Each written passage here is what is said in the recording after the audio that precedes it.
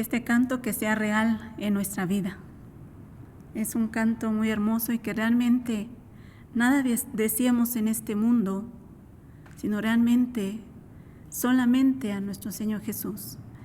Y vamos a estar estudiando el libro de Romanos, hermanos. Yo, como les dije, unos versos nada más, ¿verdad? Como les dije que estábamos en unas fechas importantes para el cristiano. Tal vez para muchos pueda ser importante, para muchos lo tomen como fechas normales, pero aquellos que realmente hemos entendido esa obra de Cristo, debe ser importante estas fechas. Y vamos a ir al libro de Romanos, y en lo que usted busca ahí, capítulo 3, déjeme decirle que esta presentación de este libro de Romanos, a través de la iglesia o a través de los siglos, ha impactado a muchas personas. Y a través del libro de Romanos, la persona como Martín Lutero, puedo decir, cambió su entendimiento, su pensamiento acerca de lo que él era un monje, después era un sacerdote, pero a través del libro de Romanos cambió ese entendimiento, y que él llegó a decir que el libro de Romanos es conocer el cristianismo. Así lo dijo él. Y que el libro de Romanos contiene el más puro evangelio. Hoy vamos a estar viendo algo acerca de lo que hizo, o de esa obra de salvación, ¿sí? De esa obra de salvación. Y también yo quise escoger esta parte porque de la misma manera, hermanos, que muchos también se convirtieron al cristianismo, como Agustín de Hipona también es uno más, y John Wesley también. Yo estoy concuerdo con ellos. Para muchos, estos versos que vamos a leer aquí en este capítulo son los versos más importantes de toda la Biblia, para muchos. Entonces, para mí son los más importantes porque realmente también hicieron algo en mí. Yo tuve una experiencia con estos versos. Cuando yo entendí un poquito más acerca de estos versos, también hizo algo en mí. El día de hoy yo no voy a contar lo que estos pasajes o mi experiencia, lo que hicieron en mí, pero lo que sí puedo decir es que me motivaron a buscar más de Dios. Y no voy a contar mi experiencia. ¿Por qué? Porque mi experiencia no va a cambiar a nadie, pero la palabra de Dios sí. Entonces yo quiero que vayamos ahí a Romanos capítulo 3, del versículo 23 al 26. Son 4 versículos, y le voy a dar lectura. Dice así: por cuanto todos pecaron y están destituidos de la gloria de Dios, siendo justificados gratuitamente por su gracia, mediante la redención que es en Cristo Jesús, a quien Dios puso como propiciación por medio de la fe en su sangre, para manifestar su justicia a causa de haber pasado por alto en su paciencia los pecados pasados, con la mira de manifestar en este tiempo su justicia, a fin de que Él sea el justo y el que justifica al que es de la fe de Jesús. Oramos, hermano. Señor, en esta hora queremos poner este tiempo en tus manos. Que sea tu palabra, Señor, quien tenga la autoridad en esta hora, Padre. Que sea tu palabra, Señor, quien esté cumpliendo ese propósito. Esta palabra es viva. Permite que esta palabra haga su función, de que esta palabra quede sembrada en los corazones de mis hermanos, que sea como esa semilla que caiga en buena tierra, pero que también, así como dice en tu misma palabra, es una espada que atraviesa el corazón, los huesos. Que esté cumpliendo este propósito, Señor, a cada uno de mis hermanos. Que seas tú, Espíritu Santo, abriendo los corazones, abriendo las mentes, para que esta palabra pueda quedar sembrada y que realmente traiga ese resultado de que busquemos más a Dios, que realmente valoremos esa obra de salvación. Gracias te damos y ponemos este tiempo en tus manos, Señor. En el nombre de Jesús. Amén. Bueno, yo voy a empezar con el primer versículo que leímos. Dice aquí: por cuanto todos pecaron, están destituidos de la gloria de Dios. ¿Qué significa esto? Por cuanto todos pecaron, están fuera de la gloria de Dios. Sí, está diciendo aquí Pablo que todos hemos pecado. Todos somos pecadores y por lo tanto estamos fuera de esa gloria de Dios, de esa santidad de Dios, de esa justicia de Dios. Estamos fuera.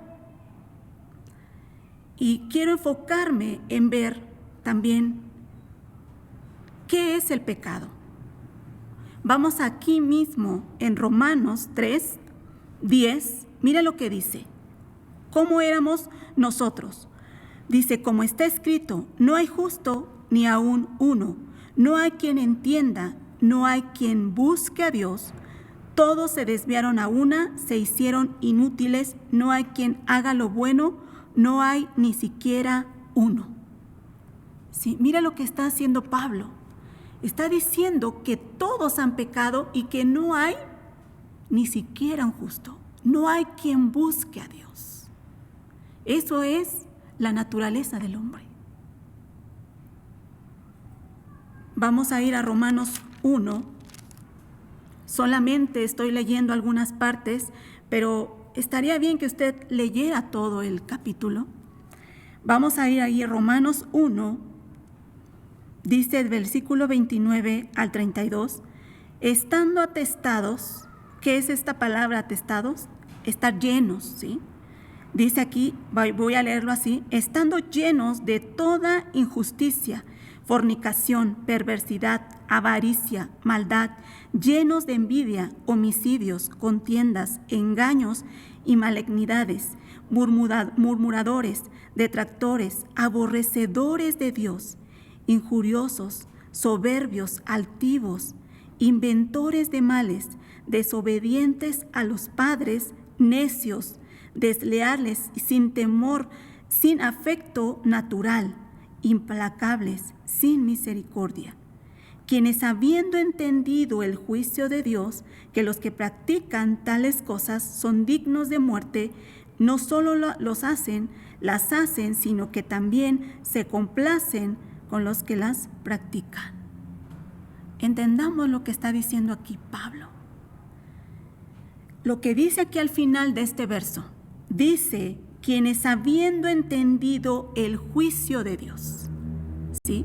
Estas personas o esta persona que peca de esta manera entiende cuál es el juicio de Dios. Entiende que está mal.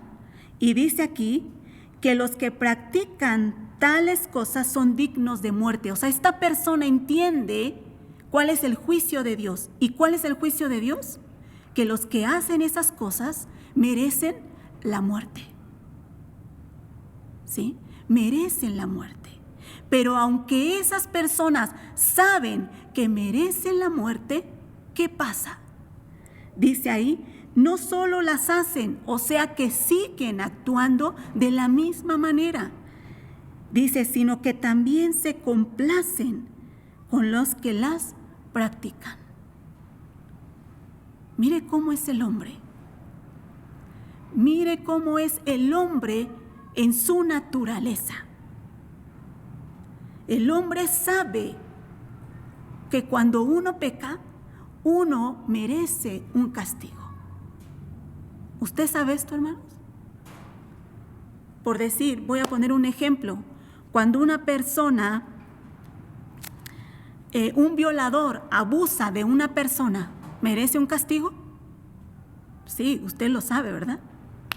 O cuando una persona mata a otra persona, merece un castigo. Sabemos, en realidad,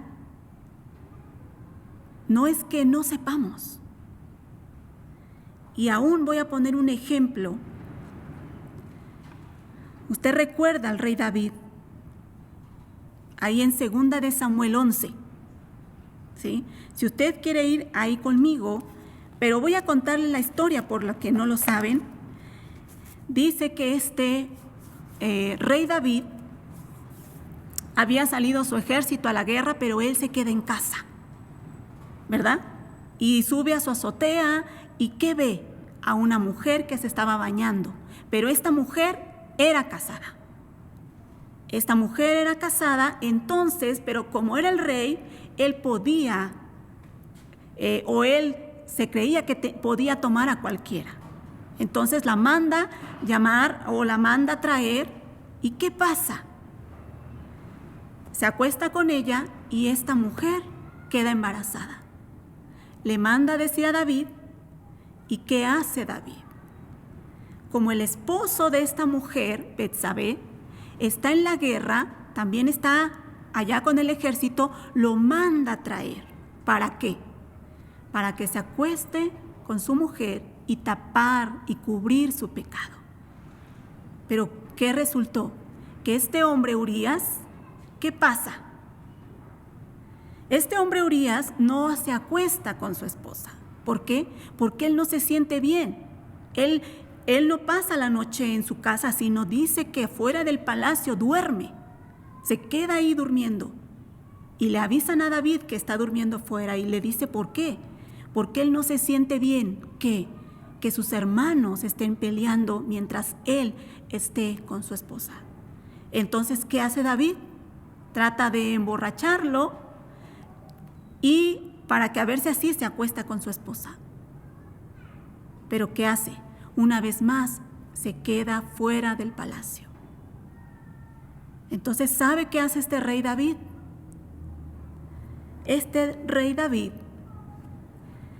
manda una carta. ¿A quién? Al general del ejército, a Joab. Manda una carta, escribe. ¿Y qué dice? Que pongan a este hombre, Urías, el esposo de Betsabé, ¿dónde? Donde la batalla esté más fuerte. ¿Para qué? Para que muera. Entonces, ¿qué pasa? Por la misma mano de Urías, él mismo lleva la carta. Él mismo lleva la carta y la entrega al general. Entonces, ¿qué hace? Lo ponen al frente, donde la batalla está más recio. ¿Y qué pasó con este hombre? Muere. Muere. Entonces podríamos decir que David es un asesino. Trata de encubrir su pecado, pero como no pudo, ¿qué hace? Manda a matar. Pero el hombre es tan insensible a su pecado muchas veces. Cuando el hombre está pecando no se juzga de la misma manera cuando ve a otros pecar. Cuando ve a otros pecar somos, voy a decir así, vemos rápido el pecado y señalamos. Pero cuando el hombre está cometiendo el pecado, en realidad no se da cuenta, no lo distingue. Entonces, ¿qué pasa? Él ni siquiera se había dado cuenta. Mire lo que dice en el verso 25 del capítulo 11 de 2 de Samuel. Y David dijo al mensajero, así dirás a Joab. Mire lo que manda a decir, porque después Joab manda a un mensajero a decirle, ya murió Urías, o sea, ya cumplí con lo que querías. Entonces David le dice a esta persona, al mensajero, así dirás a Joab. Dice aquí, no tengas pesar por esto, porque la espada consume, ahora uno, ahora otro. Refuerza tu ataque contra la ciudad hasta que la rindas y tú aliéntate. Mire lo que está diciendo. O sea, mire, el mensajero le manda a decir, no te sientas mal. La espada llega en cualquier momento. Hoy puede matar a unos, mañana a otros. pero tú no te sientas mal. Pero entonces, cuando Dios le hace saber a David que él estaba mal, le manda con el profeta Natán y le dice, había 2 hombres, uno rico, uno pobre. El rico tenía ovejas y vacas, pero el pobre solo tenía una corderita. Y a este rico le llega una visita, ¿y qué hace? No quiso matar ninguna de sus animales, entonces va y le quita la única corderita que tenía este hombre pobre. ¿Para qué? Para darle a aquel que le había venido de visita. Entonces, mire lo que dice David. Dice, entonces se encendió el furor de David en gran manera contra aquel hombre y dijo a Natán, vive Jehová, que el que tal hizo es digno de muerte. David no sabía que se refería a él mismo. Ve cómo el hombre distingue cuando uno ha pecado. ¿Qué merece? Merece la muerte. Aquí David no sabía que se refería a él. Y dice enseguida, entonces dijo Natán a David, tú eres aquel hombre. Así ha dicho Jehová, Dios de Israel, yo te ungí por rey sobre Israel y te libré de la mano de Saúl. ¿Por qué pues tuviste en poco la palabra de Jehová, haciendo lo malo delante de sus ojos? A Urías Heteo heriste a espada y tomaste por mujer a su mujer, dice, y a él lo mataste con la espada de los hijos de Amón. Jesús viene. Dios viene a través del profeta y le dice, tú eres ese hombre. Pero ¿quién era David? David era un hombre que se decía que tenía el corazón de Dios. No era cualquier hombre. Pero ¿por qué la Biblia no esconde el pecado de David? ¿Qué nos quiere mostrar? ¿Cómo es la naturaleza del hombre? ¿Hasta dónde podemos llegar cuando tomamos en poco la palabra de Dios? A lo mejor usted puede decir, pero yo no he matado, pero yo no he robado. Yo no he cometido a lo mejor esos grandes pecados. La Biblia no está diciendo de un pecado o de otro. La Biblia dice que somos pecadores. Y está mostrando esto para mostrar cuál es la naturaleza del hombre. Esa es nuestra naturaleza. ¿Cuándo? Cuando realmente tomamos en poco la palabra de Dios. ¿Podemos llegar hasta esto que hizo David? Sí. ¿Hasta qué punto? Hasta ya no sentir, hasta no sentirme mal de haber hecho ese pecado. Esa es la naturaleza. Por eso, si vamos al Salmo 51, David de lo que está preocupado es, Señor, no quites tu Santo Espíritu de mí. ¿Por qué? Porque el Espíritu Santo es el único que puede convencernos de pecado. Esa es nuestra naturaleza, hermanos. Esa es nuestra naturaleza. Pero muchas veces, como nosotros no hemos cometido, no hemos asesinado, no hemos robado, no nos sentimos de que Dios nos haya perdonado de un pecado tan grande. Pero no es grande o es chico, sino es nuestra naturaleza. Cuando una persona está ciega, voy a decirlo así, pero esta persona está llena de lodo, esta persona por esa ceguera no puede ver qué tan sucio está. Pero cuando venimos a Cristo, Él abre nuestros ojos. Y entonces podemos ver qué tan sucios estamos, de cuánto pecado Él nos perdonó. Y si aún usted cree que Él no le perdonó de gran pecado, necesita acercarse más a la luz. ¿Para qué? Para que nuestra suciedad se vea. ¿Y quién es la luz? Cristo. Cristo. Voy a pasar a otro punto, hermanos. Este punto es importante. En el pasaje, voy a mencionar y ahorita leo el pasaje. Aquí mismo en 2 de Samuel, en donde estamos, capítulo 12, versículo 13, dice así. Mire lo que Dios hace con David. Entonces dijo David a Natán: pequé contra Jehová. Aquí se dio cuenta. Y Natán dijo a David: también Jehová ha remitido tu pecado, no morirás. Pero dice aquí, eso de remitido es, también Jehová ha perdonado tu pecado, por lo tanto, no morirás. Mire cómo es Dios. Mire cómo es Dios. Si nosotros nos ponemos del lado de David, diríamos qué bueno es Dios. Tenemos un Dios bueno, un Dios misericordioso.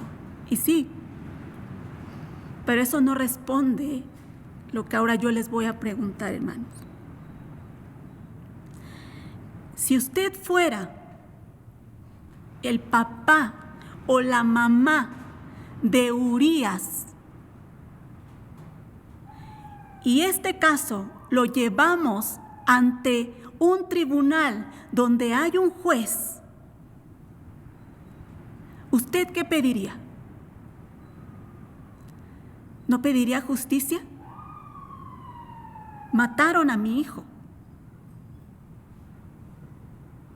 ¿No pediría justicia? ¿Por qué Dios le perdonó? Dios está actuando de una manera injusta.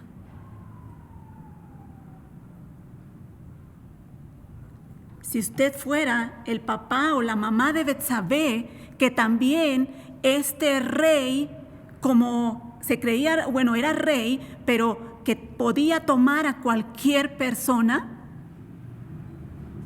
que tomaran a su hija así, como abusando de ella, ¿qué pediría? ¿No pediría justicia? Pero Dios, ¿cómo está actuando, hermano? Si Dios es un Dios justo, ¿por qué perdona? ¿Por qué está perdonando a David?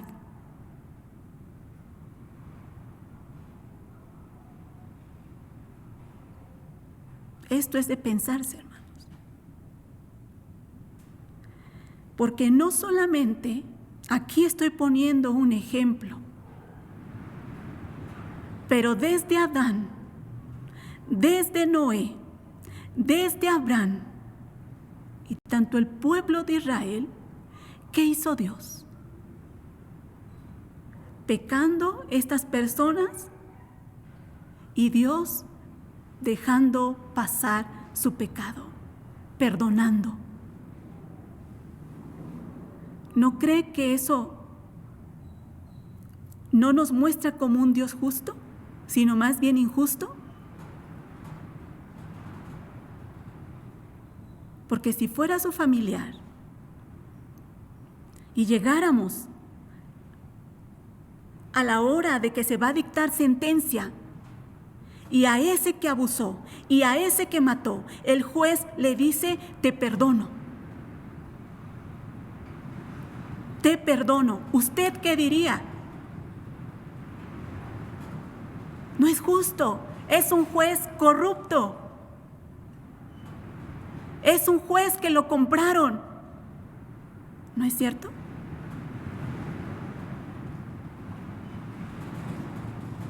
Si usted recuerda la vida de Abraham, Abraham era un mentiroso al principio. Y cuando él, que vendió a su esposa, voy a decir así, a Sara, ¿a quién castigó Dios? ¿A Abraham o al faraón?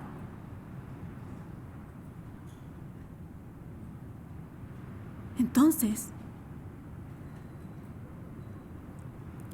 ¿sabe que en todo el Antiguo Testamento Dios permitió que su nombre se viera como injusto?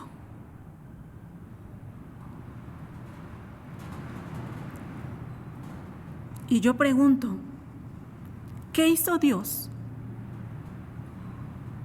para que su nombre se viera justo nuevamente?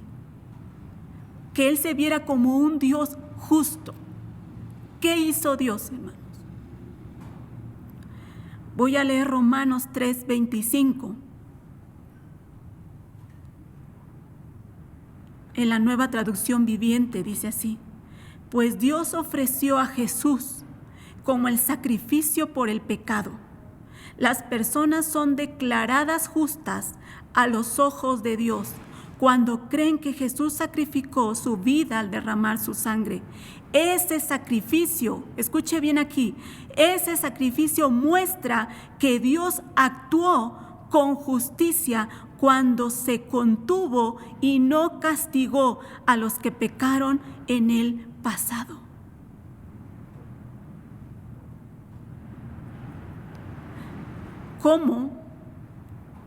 ¿Cómo el nombre de Dios se vio justo nuevamente? Cuando vino Jesucristo. Y entonces, todos esos pecados desde Adán y el pecado de David que vimos, Dios los descargó en su Hijo. Todos los pecados pasados y nuestros pecados, Dios, hermanos, los puso sobre su Hijo. Así es como Dios se mostró un Dios justo. Sí hubo quien pagara esos pecados. Sí hubo quien. Y ese fue Jesucristo.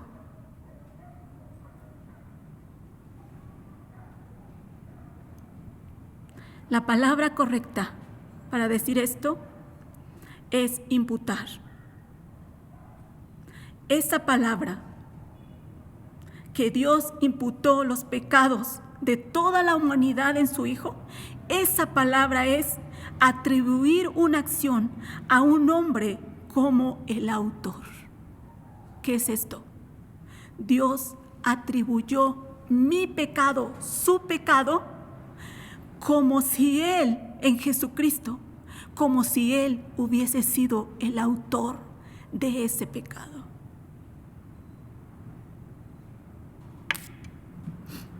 Hermanos, solo Jesús podía satisfacer la ira de Dios, de contenerse de tanto pecado. Solamente Jesucristo era la persona indicada que podía satisfacer la ira de Dios.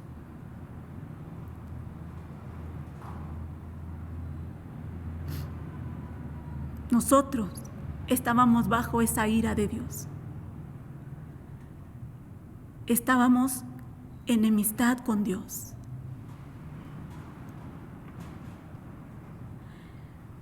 Pero Jesús vino y se puso en medio.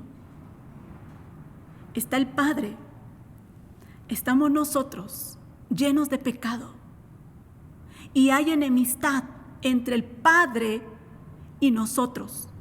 ¿Y qué hizo Jesús? Se vino a poner en medio. Hermano, aquí veamos algo. Cuando Cuando dos personas se están peleando, se están diciendo de cosas, se están discutiendo, y una persona quiere solucionar el problema y se mete, esa persona normalmente, ¿de qué lado se pone?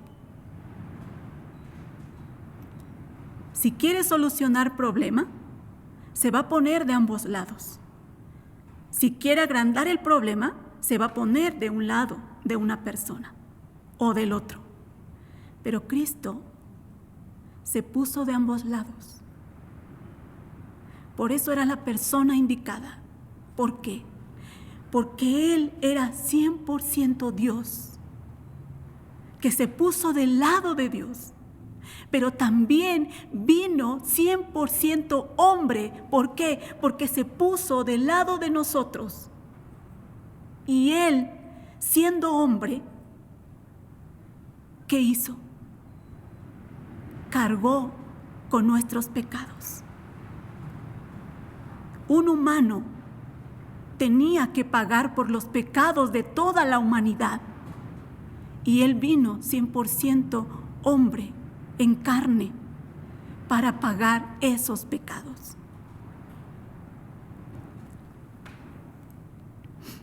Yo quiero que veamos unas citas. Yo las tengo aquí y yo se las voy a leer. Si usted recuerda, Génesis 22, 7 al 12, nos habla acerca de Abraham cuando sacrificó a su hijo. Iban los dos y le dice el niño: Padre, llevamos la leña, llevamos el fuego, pero ¿dónde está el holocausto? ¿Y qué dijo Abraham? Dios se proveerá de cordero. Dios se proveerá de un holocausto. Entonces Abraham amarra a su hijo y lo acuesta. Y cuando le va a enterrar el cuchillo, ¿qué hace? Dios lo detiene y le dice a Abraham: no mates a tu hijo. Ahora sé que realmente me temes. Pero Dios sí se proveyó de un cordero. Dios se proveyó de su propio hijo. Dios no detuvo su mano, no detuvo el cuchillo. Dios sí se lo enterró a su hijo, hermano, por usted y por mí. Él no se detuvo. Y nos dice el libro de Miqueas,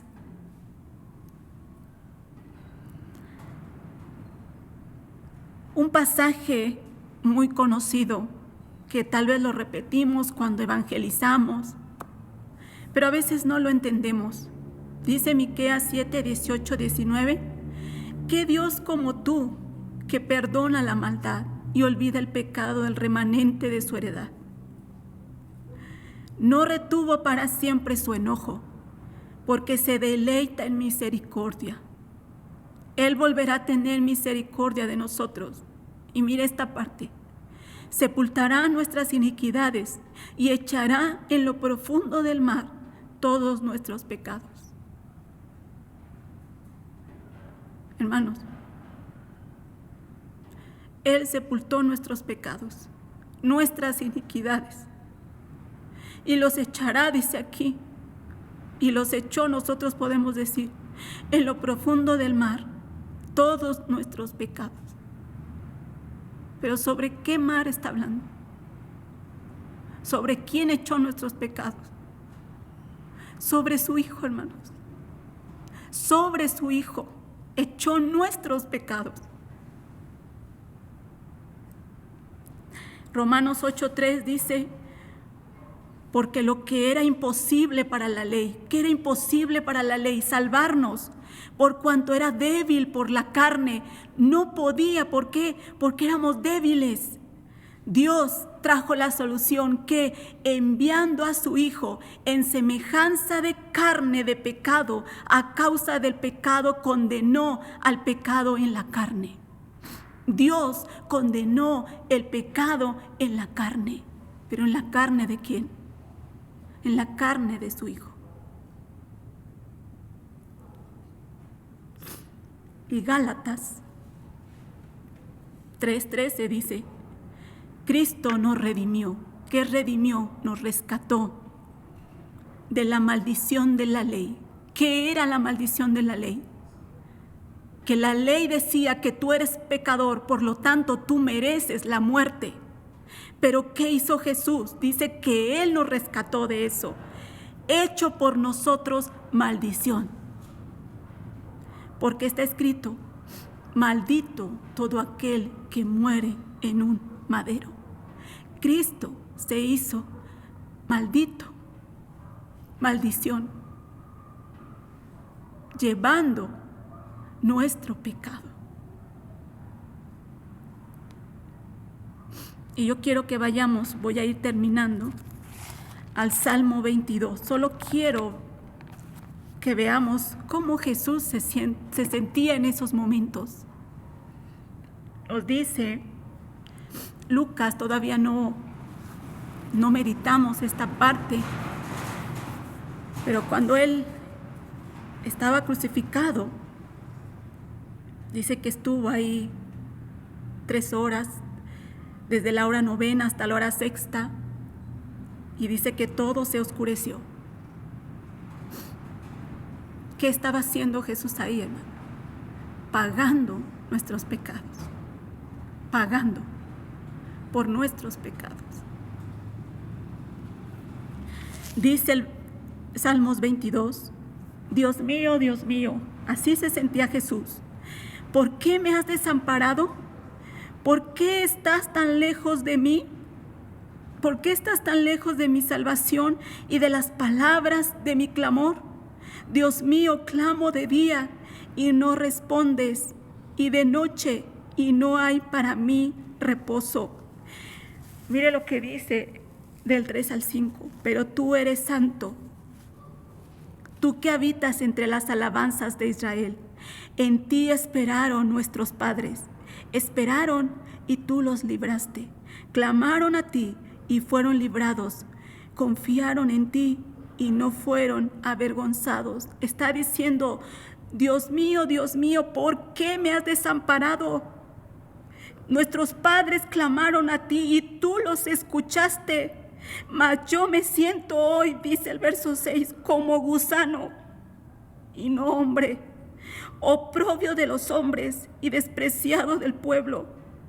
Todos los que me ven me escarnecen, estiran la boca, menean la cabeza diciendo, se encomendó a Jehová, líbrele él, sálvele, pues que en él se complacía. Y podemos leer todo el Salmo. Pero yo quería ver cómo se sentía el Señor, cómo Él se sentía en ese momento de estar en la cruz. Realmente Él se sentía abandonado. Cuando nosotros estamos pasando por pruebas, muchas veces nos sentimos de la misma manera.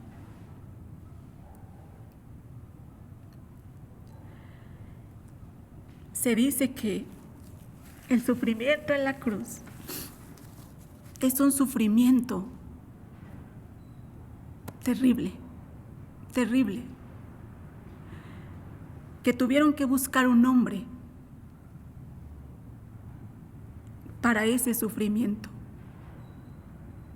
Pero podemos decir que Jesús fue el hombre que más sufrió. ¿En qué sentido, hermano? Porque si decimos que en la cruz, sí, es parte, pero ¿en qué sentido? Porque a los dos que estaban a su lado, les quebraron las piernas. Y a Jesús no. Y tal vez podríamos decir, los otros pues tuvieron que pasar por un sufrimiento más de que les quebraron las piernas. Entonces, ¿en qué sentido decimos que Jesús sufrió? ¿Saben qué? Voy a poner este ejemplo y voy a ir terminando. Cuando usted tiene un dolor, o hay muchos, voy a decir así, en el hospital, y todos tienen un dolor. Cada persona tiene un dolor, ¿verdad? Pero usted siente su dolor, solamente su dolor. Y la otra persona que está al lado también siente su propio dolor. Pero con Jesús no fue así, hermano. Jesús sufrió todos los dolores de toda la humanidad, de su pecado. Él sintió el dolor de toda la humanidad. Entonces, hermanos, Él en verdad tomó nuestro lugar. A Él se le atribuyó mi pecado. Él llevó nuestros pecados. Pero a Él se le atribuyó mi pecado. Pero a nosotros, hermano, ¿qué se nos atribuyó? ¿A nosotros qué? ¿Sabe qué? A nosotros se nos atribuyó su santidad, su justicia. A nosotros se nos atribuyó su obediencia. Eso fue lo que nosotros, al creer en Jesús, Él llevó mi pecado. Pero yo también fui beneficiario que a mí se me cargó esa santidad, esa obediencia. Y voy a terminar diciendo las palabras de un escritor que dice: Él vino de su gloria a la miseria. ¿Para qué, hermanos? Para que a nosotros nos sacara de la miseria y nos llevara a su gloria. Esa es la gran obra de salvación. Oramos, hermanos. Señor, cuán agradecidos estamos. Gracias por tan grande sacrificio. Gracias por tan grande obra de salvación. Permite, Señor, que podamos conocerte cada día más, profundizar más en esa obra de salvación, porque muchas veces estamos tan acostumbrados a escuchar que Jesús murió en la cruz como algo histórico, como algo que pasó en la historia, que a veces en realidad lo tomamos en poco. Espíritu Santo, danos el deseo de profundizar más en esa obra de salvación. Abre nuestros ojos para ver tus maravillas, esas maravillas que están en tu palabra. Abre nuestro entendimiento para que realmente podamos valorar esa obra tan grande de salvación. Enséñanos, dirígenos, Espíritu Santo, danos esa sed, danos esa hambre. Cada día que nuestro corazón anhele buscarte. Gracias por tan grande obra, por tan grande sacrificio. No queremos tomarlo en poco, queremos vivir para ti, por lo que tú hiciste por nosotros. Queremos rendir nuestra vida a ti, completamente a ti, Señor. Gracias, hermoso Jesús. Gracias. Amén.